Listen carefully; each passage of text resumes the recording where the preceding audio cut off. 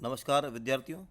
पिछले अध्याय में हमने लोक सेवा की क्या विशेषताएं होती हैं इसका विस्तार से अध्ययन किया था। आज हम function of the civil service, लोक सेवा के क्या कार्य होते हैं, इनके बारे में अध्ययन करेंगे। आधुनिक समय में लोक सेवा को अनेक प्रकार के कार्य करने होते हैं। इनमें से कुछ प्रशासनिक प्रकृति के होते हैं, कुछ विधायी ढंग के और कुछ न्यायिक प्रकार के। जहां नीति निर्धारण का प्रश्न है, राजनीतिक कार्यपालिका तथा स्थायी कार्यपालिका के बीच कोई स्पष्ट विभाजन रेखा खींचना आसान कार्य नहीं है।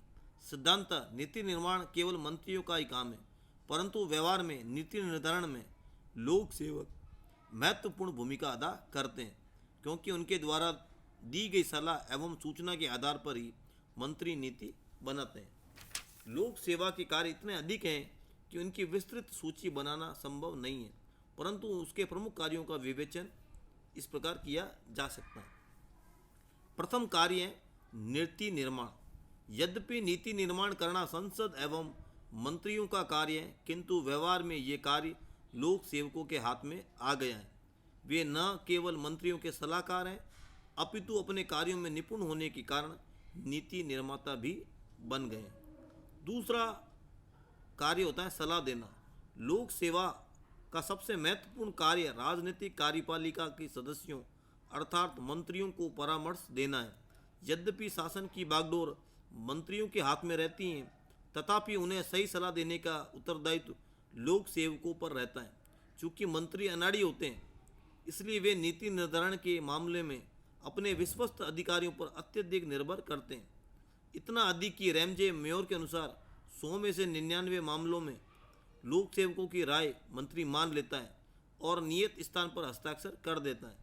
चैम्बरलेन ने तो एक बार यहाँ तक कहा था कि मुझे संदेह है कि आप लोग अर्थात लोक सेवक हमारे बिना काम चला सकते हैं, परंतु मेरा पक्का विश्वास है कि हम लोग अर्थात मंत्रीगण आपके बिना काम नहीं चला सकते। तीसरी विशेषता होती है, यह तीसरा कार्य है नीति को कार्यान्वित करना। सरकार की नीतियों को कार्यान्वित करना लोक सेव प्रशासकों और लोक सेवकों का प्रमुख कार्य होता है। नीतियाँ कितनी अच्छी क्यों ना हो, यदि उनके कार्यान्वित करने वाले कर्मचारी अच्छे और प्रतिबद्ध नहीं है तो नीतियाँ महत्व शून्य रह जाएंगी। चौथा कारण होता है प्रत्यायोजित विधि निर्माण। आधुनिक काल में लोक सेवकों को प्रत्यायोजित विधि निर्माण डेलीगेट लेजिस्लेटर्स का कार्य भी करना पड़ता है। अत्यधिक कार्यभार होने से तथा समय की कमी के कारण संसद आजकल अनेक जटिल विषयों के संबंध में विधि का केवल ढांचा ही बनाती है और इन विधियों की सूक्ष्म एवं व्यापक रूपरेखा बनाने की शक्ति लोक सेवकों को प्रदान कर दी जाती है। प्रदत्त व्यवस्थापन के अंतर्गत बनने वाले समस्त नियमों उपनियमों का निर्माण प्रशासनिक अधिकारी ही करते हैं। कानूनों का प्रारूप प्रशासनिक सचिवों द्वारा ही बनाया जाता है और उनके बताए तर्कों के आधार पर ही मंत्रीगण संसद में विधेयक का संचालन करते हैं। पांचवा कार्य होता है अर्ध न्यायिक कार्य। आजकल लोक सेवकों को अर्ध न्यायिक प्रकृति के कार्य भी करने पड़ते हैं। इसका कारण है कि प्रशासनिक अधिनिर्णय तथा न्यायिक निर्णय प्रथा की शुरुआत। वस्तुतः प्रशासनिक कानून तथा प्रशासनिक अधिनिर्णय के फलस्वरूप प्रशासक न केवल शासन करते हैं अपितु न्याय भी करते हैं। प्रशासनिक अधिनिर्णय प्रारंभ होने की वही कारण है जो प्रत्यायोजित विधि निर्माण प्रारंभ होने की। जैसे जैसे राज्य का कार्य क्षेत्र बढ़ता जा रहा है, प्रशासनिक अधिनिर्णय की मात्रा भी बढ़ती जा रही है। छठा कारण होता है विकास एवं परिवर्तन के अभिकरण के रूप में लोक सेवाएं परिवर्तन की उत्प्रेरक मानी जाती हैं। विकासशील देशों में वे प्राय नीचे के स्तर से उठे सर्वाधिक शिक्षित और अच्छी योग्यता रखने वाले व्यक्तियों का समूह होती हैं। उनसे ये अपेक्षा किया जाना स्वाभाविक है कि वे आर्थिक विकास में एक नए प्रकार के प्रशासन तंत्र का विकास या विकसित करें। सातवां कार्य होता है नियोजन करना। विकासशील देशों में नियोजन की बड़ी भारी आवश्यकता होती है, क्योंकि इसके बिना देश प्रगति के मार्ग पर अग्रसर नहीं हो सकते। मंत्री जनता के प्रतिनिधि होते हैं, उन्हें जनाकांक्षाओं की पूर्ति करनी होती है। इस हेतु लोक सेवकों को मंत्रियों के निर्देशों के अनुसार देश के विकास के लिए अच्छी से अच्छी योजना बनानी होती हैं और उसे कार्यान्वित करना होता है। 8वीं कार्य लोक सेवा का होता है उत्पादन बढ़ाना। आजकल प्रगतिशील देशों में प्रशासन का मुख्य लक्ष्य उत्पादन बढ़ाना है ताकि अपनी बढ़ती हुई जनसंख्या का गुजारा ठीक तरह से किया जा सके और विदेशों से अन्न न मंगाना पड़े।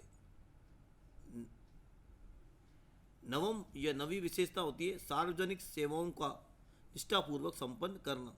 वर्तमान युग में बदलती हुई परिस्थितियों में सामाजिक सेवा के आदर्शों का क्षेत्र और अधिक व्यापक बना दिया है। लोक सेवकों का ये परम कर्तव्य है कि जन कल्याण के लिए प्रशासन का पूर्ण निष्ठा के साथ संचालन करें। आजकल के युग में राज्य कल्याणकारी बन गए हैं, इसलिए सर जोशिया स्टाम ने ठीक ही कहा है कि लोक सेवकों को नए समाज की रचना का मूल स्रोत होना चाहिए और उन्हें प्रत्येक स्तर पर सलाह तथा उन्नति की बात करनी चाहिए। अंतिम कार्य जो लोक सेवा का होता है वह है लोक सेवक के रूप में। लोकतंत्र में लोक सेवक शब्द का केवल अप्रत्यक्ष सेवा करने का नाम नहीं है। राजनीतिज्ञों के आदर्शों के अनुपालन मात्र से ही एक सच्चे लोक सेवक का चित्र नहीं उभरता। विकासशील लोकतंत्र उनसे ये अपेक्षा करता है कि लोक सेवाएं अपनी भूमिका निभाने के लिए जन साधारण के साथ तादात्म्य स्थापित करें। वे प्रतिनिधि सेवाएं बन सकें, जन साधारण को सरकारी नीतियां समझा सके, उनका सहयोग प्राप्त कर सके और अप्रशिक्षित को प्रशिक्षित कर सरकार के साथ नए समाज की संरचना में भागीदार बना सके। शासक को शासित बनाकर नागरिक के साथ निर्माण का कार्य करना साम्यवादी देशों में तो हुआ है, परंतु लोकतांत्रिक व्यवस्था में यह नया प्रयोग है। भारतीय लोक सेवाएं यदि इस प्रकार के कार्य के लिए अपने को नहीं ढाल सकी तो उनकी अन्य भूमिकाएं भी अपूर्ण रह जाएंगी। इस प्रकार लोक सेवा को अनेक कार्य करने होते हैं जिसकी बहुत लंबी सूची हो सकती है। हमने संक्षेप में लोक सेवा के जो मुख्य कार्य हैं उनका अध्ययन आज किया था। धन्यवाद।